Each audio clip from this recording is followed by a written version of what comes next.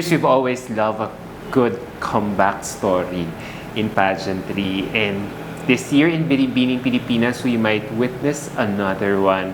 You know, we've all been stunned by her luminous performance when she first joined Binibining Pilipinas 3 years ago.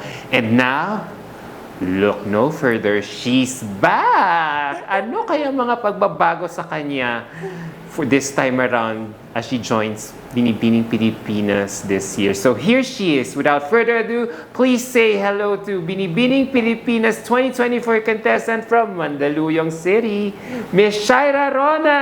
Hi Hello! everyone! Good evening! Hello, hello! Hello, Sir Adam. It's been a while. Yes, you're back! Yes, I'm definitely back for this year. Uy, nagulat talaga kami. Hindi namin inasahan talaga na magbabalik ka at may plano ka pa palang magbalik. Well, I feel so touched with the support of the people around me that I should go back again for Binibining Pilipinas. And I guess it's a great choice for me to come back. Oo, gustong-gusto ng ng mga tao yan Yeah. yung pagiging loyal mo kasi let's face it you could have probably joined another national pageant but you're sticking it out with Binibining Pilipinas pa rin no matter what. So what makes someone like you so loyal for the Binibining Pilipinas pageant brand? Well, Binibining Pilipinas platform have really created a big impact into my personality, to who I am right now. Like onto the path that I have taken right after the Binibining Pilipinas, it's really transformational. And I want to go back because I want to prove who Shaira is now. I want to show to them the mature version of Shaira and the progress of Shaira in terms of not only with the personality but also on how does she deal with life, how does she have this vision in life. So I am very much excited to share it with other people as well. Ano ba dati si Shaira nung una niyang sali? Mahiyain? Definitely. So my first time joining Binibining Pilipinas was, I must admit that I'm unprepared that time because I was too young. So I didn't know that that was the huge platform for me to at least show my wit, show my personality, and I don't know how to do it. So for this time, I've actually focused with those weaknesses and I transformed it to be my strength as of the moment. Wait, you said something there I find very interesting. Hindi ka prepared noong 2021? Yeah. But you were Miss Mandaluyong 2019, di ba? Yeah. Oo. But joining Binibining Pilipinas is a different platform to Miss Mandaluyong because it's a huge platform for me and I can get a lot of attention, I can get a lot of criticisms and even negative feedback. So I'm not prepared for it. So I must admit. At di mo talaga inasahan na aabot kayo ng 2 years, no? Yeah, definitely. So that was the biggest challenge for me.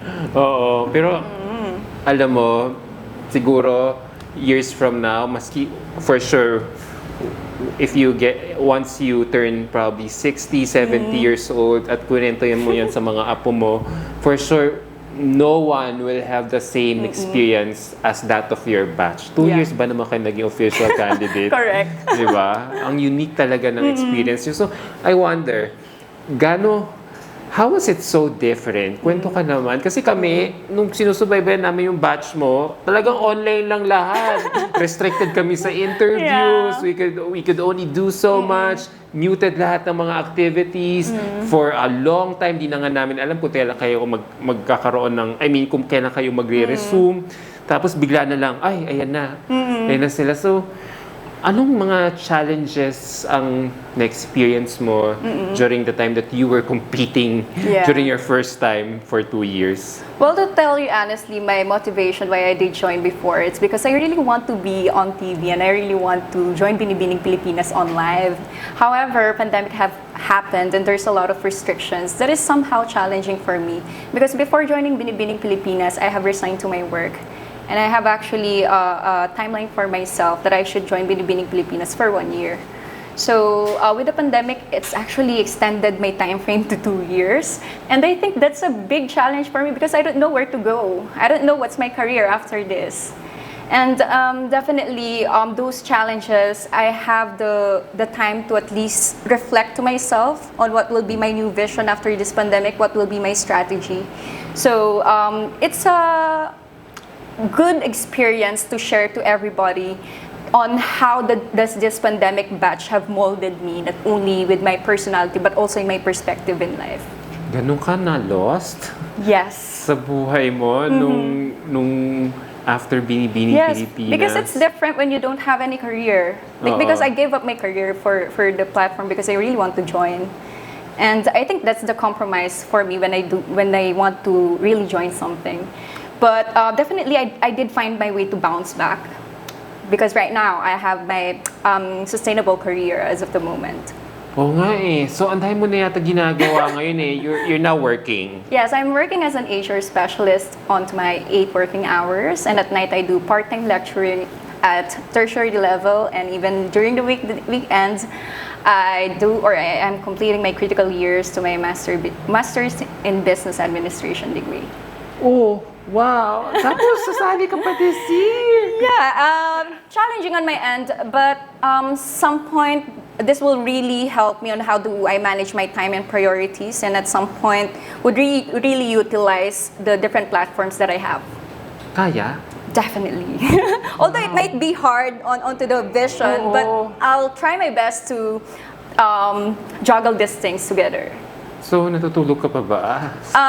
Yes, 6 hours or 5 hours. Yeah, I think that's enough for you. But I think this quote that I heard just this morning is, "You don't stop when you get what you want, because success is just a cycle." So you have to really motivate yourself to aspire for something after your success for this specific area or perspective. Galing naman.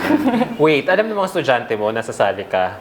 I'm not sure, but maybe they have seen me filing my application just last week. So, but I'm not. Oo, college students pa naman ang mga estudyante mo. 'Di ba? Pero nakakatuwa ka naman. I mean, even after all these years, you as a career-oriented woman, you still want to pursue your dream. Yes. So it only goes to show how badly you want to be a Binibining Pilipinas title holder. To be honest, my first time joining in Binibining Pilipinas, my inspiration is my dad, because my dad would really want to see me on stage or onto the spotlight of Binibining Pilipinas. So I really want to fulfill that dream. But right now, my motivation is kind of different, because as of the moment, I'm currently working with the advocacies and with my own platform, which I think that this platform for this year would help me to widen my network and connections, and how do I help my young learners as well on my own way. What is your advocacy all about? As of the moment, I am working with giving free trainings and mentorship with young ones or aspirants who really want to join pageants. So all of the experiences that I have gained before, with the proper decorum, how do you present yourself, how do you build your communications, so all of those experiences and learnings, I am transferring it to the young aspirants as of the moment. For those who would like to pursue a career in pageantry. Yes. Wow! Pero wait, for your Binibini, you're independent now, or you're still training under your same camp? I'm training under the same camp, Aces and Queens. Oh. But right now, I really did find my path that's solid, and how do I make this avenue to be valuable, not only on my part, but also to the community that I work with. Oo. That's nice to know. Ang cute, no? So, student ka sa camp, pero you're a teacher For to those aspirants. Yeah, to these young kids who would like to be a beauty queen someday. Oh, so, madali. Kasi syempre, paano yun? Paano yung process ng absorbing yung learning mo? So, syempre, you get to be a student learning from your camp, and at the same time, you're also applying it, whatever it is, to your younger mentees. Well, I think it's my talent to be explorative at some point and inquisitive, because I can easily get curious to something, and when I get curious, I really want it badly to learn it. So I think that's my number one traits or skills that I am proud of. Like, if I really want something, I learn from it, and then after it, I'll transfer it, or I'll make a way on how do I transcribe all the learnings and transfer it to other people. I think that's the legacy that I want to leave, not only in my students, but also to the people that I encounter with. Wala akong masabi. Talagang gusto mo talagang sumali talaga this year. Yeah. Yan, talagang you're having the best of both worlds. As you teach your kids, you're also updating whatever you need to be updated about the new techniques of pasarela, Q&A skills with your mentors. Wow, ngayon na ako nakarinig ng ganung story. As you listen, you immediately pass it on to your students. That's why I'm very grateful with Binibining Pilipinas platform, because all of those experiences, positively or maybe negatively, I try to create it something beautiful to the actions and initiatives that I'm currently working on in my community, and especially with the young ones, because definitely they are the future. So I assume you don't mind the puyat, the pagod, No. kasi it makes you fulfilled. Yeah. Yeah.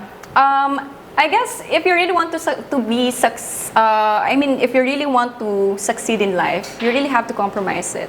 You really have to have that mindset that there would be a time that you will compromise your rest time, you will compromise your bonding with your family, but at the end of the day, it would be all worth it. How did you know this was the perfect time for you to stage your pageant comeback? Well, I just feel it. I just feel it that this will be my time, and I am very ready and prepared for it. Because that time, during 2020-2021 year, or the pandemic year, I wasn't prepared and I didn't give my 101%. But for this time, with all the alignments, strategies, and how do I see the vision in this platform, it's really firm that actually serves as my foundation in joining, or my motivation to join. Looking at you right now and listening to your story, does it help ba? Kasi now that I'm looking at you, seeing you for the first time up close and personal, mas confident ka na, mas self-assuring ka na. Does it help ba that you started way too early during your pageant career?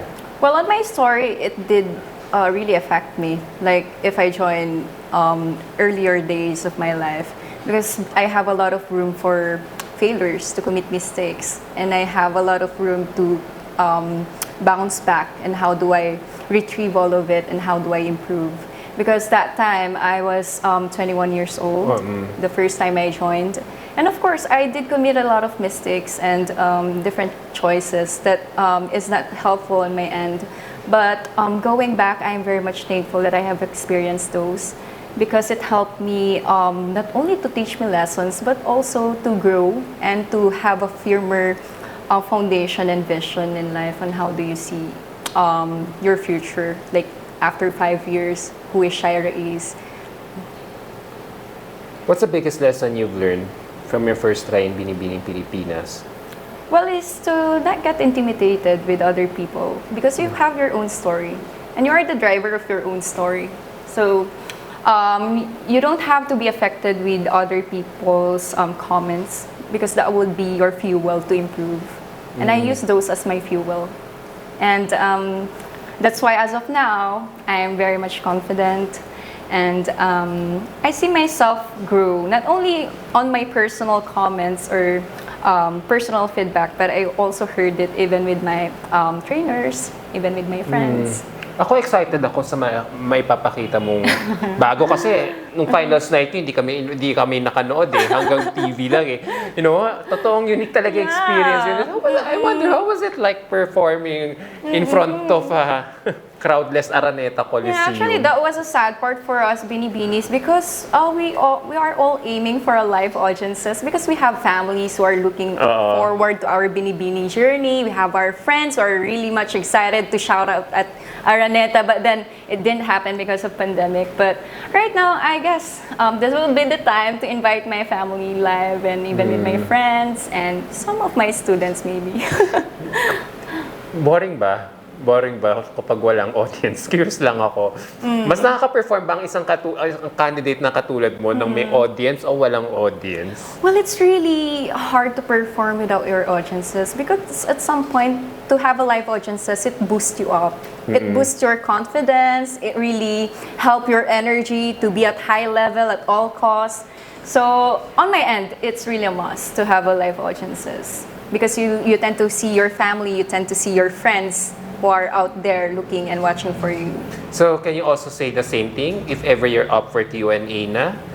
Sorry? For Q&A portion? Definitely, I'm preparing for it. Oo. Kasi syempre, kapag nagkamali ka, yung crowd sa'yo, boo, boo, isang mali mo lang. Actually, I'm more than nervous of not answering the question because of my students. Oo.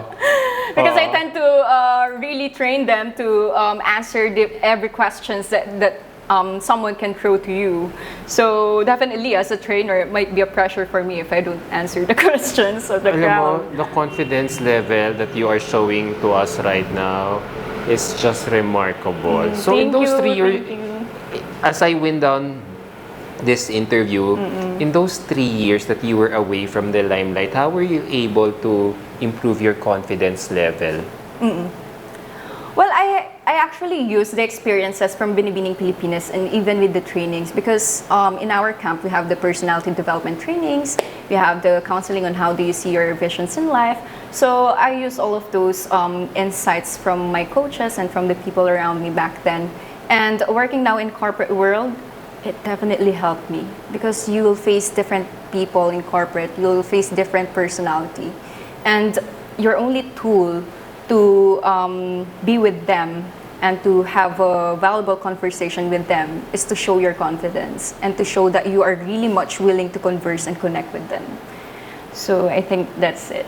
Do you think you're being a second timer here in Binibining Pilipinas is considered an advantage? Kasi you seem like kilala mo na sila Mang Jun, alam mo na aasahan mo. Do you still get excited?